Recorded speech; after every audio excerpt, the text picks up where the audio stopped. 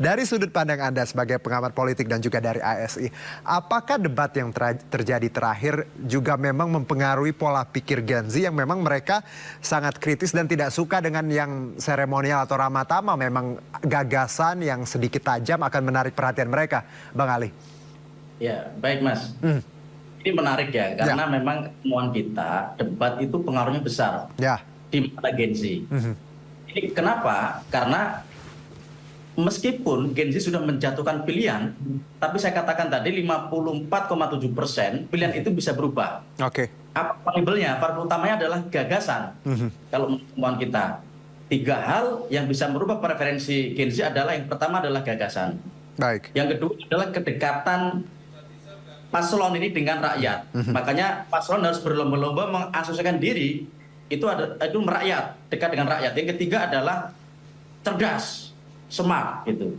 Nah, debat adalah forum untuk mengartikulasikan gagasan, menyampaikan ide-ide cerdas, ide-ide genuine. Tetapi kalau menurut Gen Z, ide-ide itu harus dibungkus dengan cara-cara kreatif, dengan cara-cara unik, tidak biasa. Tidak ide dikeluarkan begitu saja, tapi dikemas dengan cara-cara kreatif. Itu yang disukai. Itu kemudian apa sih karakter? Kalau kita juga bedah lagi ya, ada temuan yang menurut saya menarik. Ada 3 karakter yang diinginkan oleh Gen Z terhadap paslon. Yang pertama adalah karakter merakyat, yang kedua karakter cerdas, yang ketiga karakter pintar.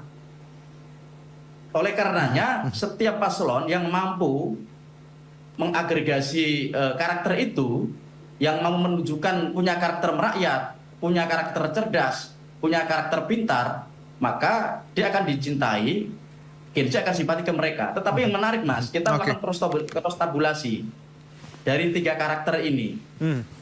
Merakyat, itu asosiasi Gen Z kemana? Kalau merakyat rupanya ke pasangan 03. Merakyat, oke.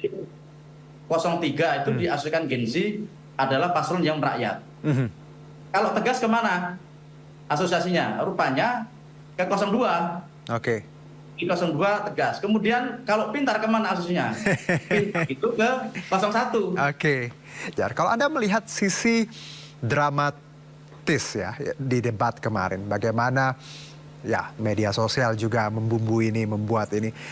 Siapa sih sebenarnya Bang Ali yang paling diuntungkan dari debat Capres kemarin? Apakah pihak yang disebutkan tersakiti atau yang menyakiti sebenarnya? Silakan Bang Ali. Ya, baik. Jadi hati-hati nih Mas soal debat ini. Kalau kita bicara efek elektoralnya ya.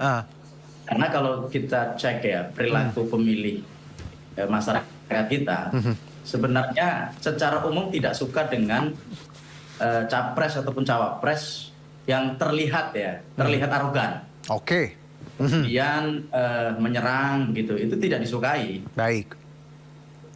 Justru yang disukai itu cenderung santun, cenderung ada humornya. Jadi makanya kita berharap gagasan dikemas dengan cara yang jenaka, gagasan dikemas dengan cara yang kreatif. Itu yang disukai. Ya, itu kan rakyat. Tapi kalau Gen Z, seperti apa? Apakah sama atau malah Gen Z kan mereka sangat dinamis? Gen Z itu suka gagasan dikemas dengan cara tadi. Pertama kreatif. Yang kedua adalah dengan cara humor. Jadi humor tapi di dalamnya diisi gagasan.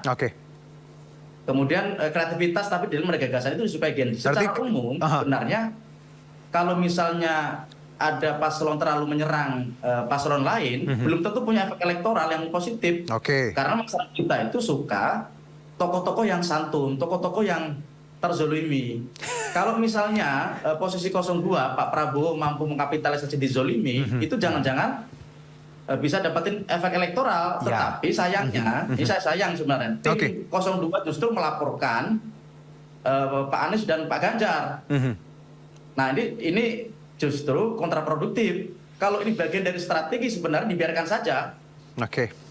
Ya dibiarkan seolah-olah dizolimi, itu sebenarnya lebih disukai oleh publik. Tapi ini kan melakukan serangan balik nih pasca debat. Makanya istilahnya debat pasca debat. Baik.